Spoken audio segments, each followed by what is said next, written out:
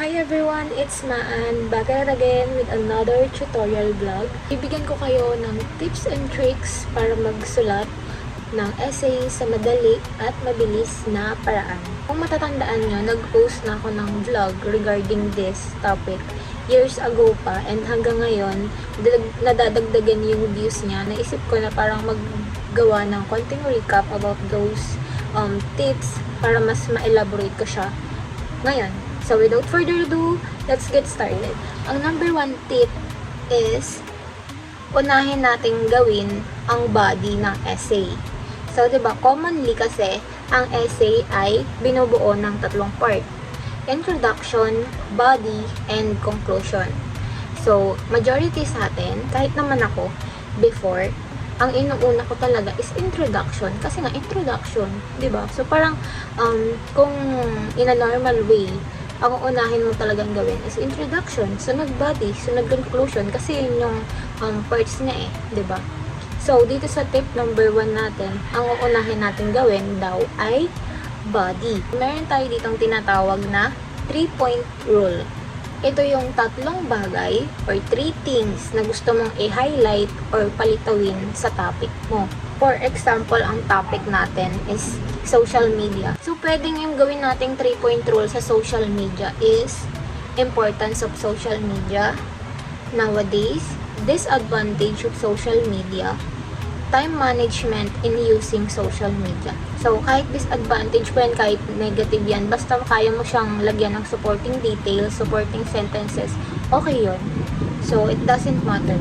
So, tip number 2, maglagay ng transitional devices. So, pag sinabi natin transitional devices, ito yung mga nagdudugtong or mga malalalim na salita like sa English, meron tayong moreover, nevertheless, hence, moreover. Sa Tagalog naman, meron tayong sapagkat, datapwat, mga ganyan. Mas creative kasi siya basahin kapag may nakikita kang malalalim na salita. Kasi ako sa akin, kapag nagbabasa ako, tapos may nababasa akong salita na parang malalim or hindi common, uy, ano kaya ibig sabihin nito? Or ano nito? Uy, pinag-isipan na, ganyan-ganyan. Diba? Parang, kasi, pag gagawa ka ng essay, dapat, ilalagay mo rin yung sarili mo sa point of view ng readers. Hindi lang gagawa ka lang ng essay. Kung ikaw yung babasa ng essay mo, ano yung mararamdaman mo? Parang ganon.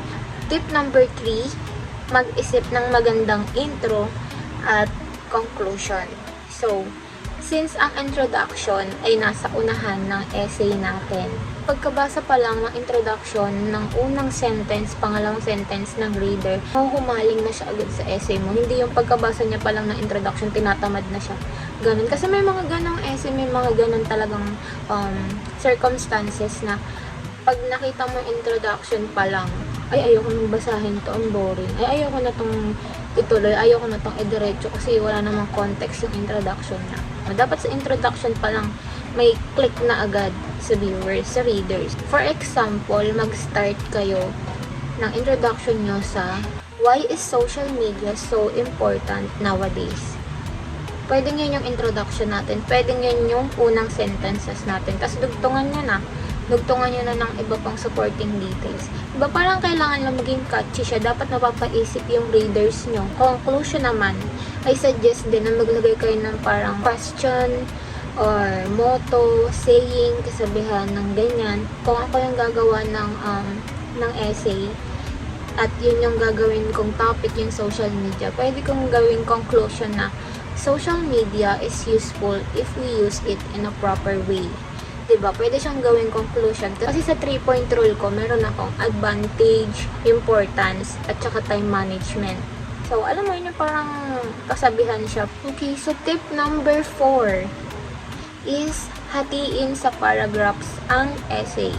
So, ito talaga yung commonly mistake na nakikita ko or nagagawa natin talaga ever since. Yung pag sinabing essay, dire-diretso yan. Isang ganyan. Isang parang narrative na statement na dire-diretso. Hindi natin pinuputol-putol. So, kasi, kung ako yung makakabasa ng ganun, parang nakakatamad siyang basahin. 'Di ba? Reality tayo sa, let's be real.